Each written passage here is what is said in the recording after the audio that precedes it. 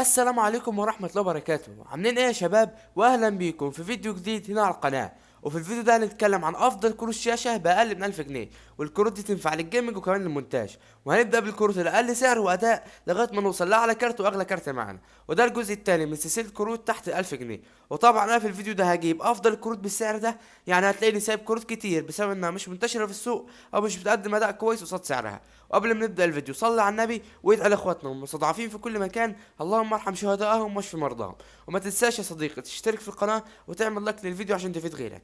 ويلا بينا على الفيديو بتاعنا. ونبدا باول كارت معانا في الفيديو وهو الار 5 340 اكس.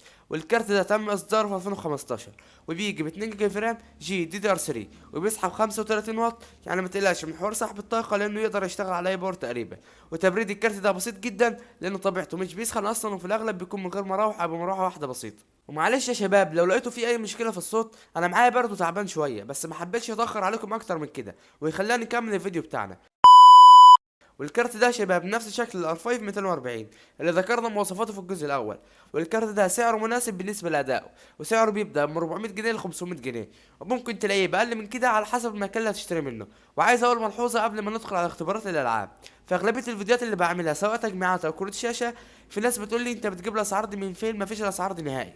هقول لك ببساطه يا صديقي انه الاسعار ديت انا بلاقيها على جروبات الفيس وماركت الفيس وعلى اوليكس. وقبل ما نعمل اي فيديو لازم اكون متاكد من اسعار 100%، واكون متاكد من اي معلومه بقولها لانه دي مسؤوليه كبيره. وملحوظه قبل ما ندخل على اختبارات الالعاب، احنا عندنا جروب على الفيس متخصص في الهاردوير، لو مهتم روح انضم للجروب. وعشان ما اطولش عليكم يلا بينا نشوف اختبارات الالعاب مع بعض، وهنقارن الكارت ده بكارت اغلى منه شويه وهو جي تي 730، نشوف انهي افضل. وطبعا ده جزء بسيط من اختبارات الالعاب، تقدر تروح تشوف المقارنات كامله على اليوتيوب. ويلا بينا نشوف الاختبارات مع بعض.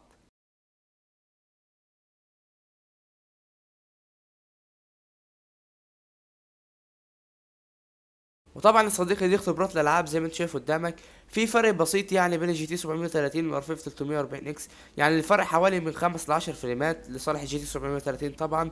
بس لما تيجي تقارن الفرق ده بالسعر هتلاقي الجي تي 730 سعره في حدود 600 و700 وبيوصل 800 كمان، لكن الار 5 340 اكس سعره في حدود 400 او 500 جنيه.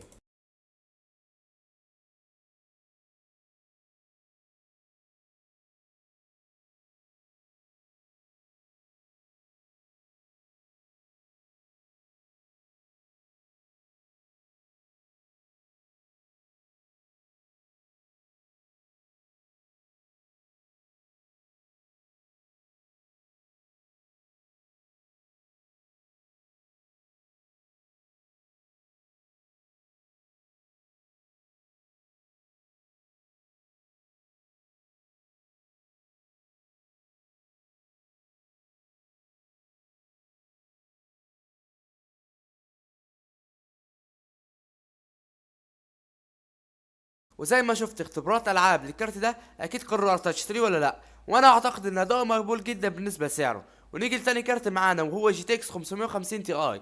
والكارت ده تم اصداره في 2011، اصدار قديم لكن لسه بيقدم اداء كويس زي ما هتشوف في اختبارات الالعاب كمان شويه. وبيجي ب 1 جيجا رام جي دي دي ار 5. واكبر مشكله للكارت ده بالنسبه ليا انه استخدامه للطاقه عالي لانه بيسحب 116 واط. غير كده الكارت ممتاز، والكارت ده هيديك اداء كويس في الالعاب وسعره مناسب بالنسبه لادائه. ونيجي بقى لسعره، وسعره في حدود 500 جنيه الى 700 جنيه. ونيجي بقى لاهم حاجه وهي اختبارات الالعاب، ويلا بينا نشوف اختبارات الالعاب مع بعض.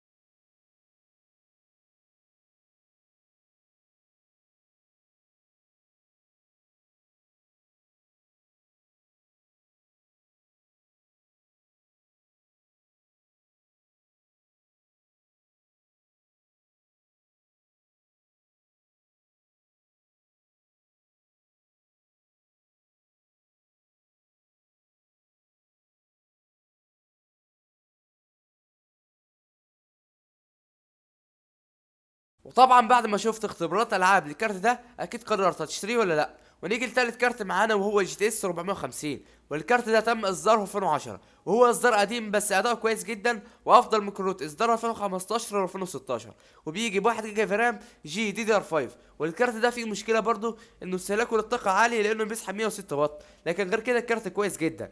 وطبعا الكارت سعره مناسب جدا لانه بيتباع في حدود 600 الى 800 جنيه. ونيجي بقى لاختبارات الالعاب، ويلا بينا نشوف اختبارات الالعاب مع بعض.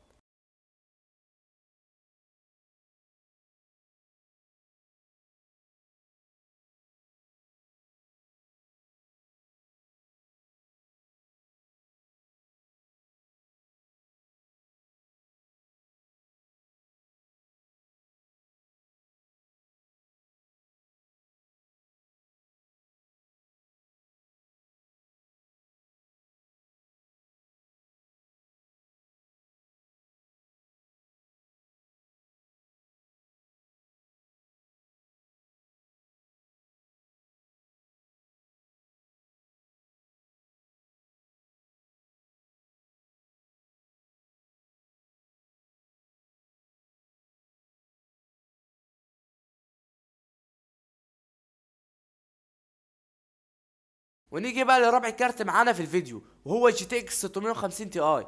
هيجي واحد يقول لي انت في الجزء الاول من الفيديو قلت نفس الكارت ده. هقول لك انا ما لقيتش اي كارت منافس للكارت ده بنفس السعر. الكارت ده اداؤه جبار بالنسبه لسعره. ونيجي بقى لمواصفاته، واللي تم اصداره في 2012، وبيجي ب 1 جيجا في رام جي دي دي ار 5. ومشكلته انه صاحب الطاقه بتاعه عالي لانه بيسحب 110 واط، وهيديك اداء ممتاز في الالعاب زي ما هتشوف كمان شويه.